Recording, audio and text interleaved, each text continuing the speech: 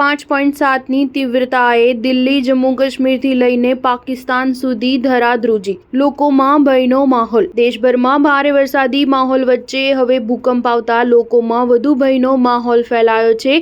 અફઘાનિસ્તાનથી શરૂ થયેલા ભૂકંપના આંચકા એટલા જોરદાર હતા કે છેક દિલ્હી, NCRથી લઈને જમ્મુ કાશ્મીર તથા પાકિસ્તાન સુધી હચમચી ગયા હતા. ભૂકંપની તીવ્રતા 5.7 મપાઈ હતી, જેને લઈને લોકોમાં ડર ફેલાયો હતો. નેશનલ સેન્ટર ફોર સિસ્મોલોજીના જણાવ્યા અનુસાર ભૂકંપનું કેન્દ્ર અફઘાનિસ્તાનમાં પૃથ્વીના પેટાળમાં 255 કિલોમીટરની ઊંડાઈએ હતું. આ ભૂકંપ સવારે લગભગ 11 વાગે આવ્યો હતો. જો કે અત્યાર સુધી કોઈ જાનહાનિના અહેવાલ સામે આવ્યા નથી. તેમ છતાં લોકોમાં ભયનો માહોલ ફેલાયો છે. ઉલ્લેખનીય છે કે દિલ્હી, જમ્મુ કાશ્મીર, ગુજરાત જેવા રાજ્યોમાં હાલ ભારે વરસાદ પહેલાથી જ તાંડવ મચાવી રહ્યો છે. ત્યારે આ નવી આફતથી લોકોમાં ડર ફેલાઈ ગયો છે. દિલ્હીમાં પણ ઠેર ઠેર ભૂકંપના આંચકા અનુભવાયા હતા.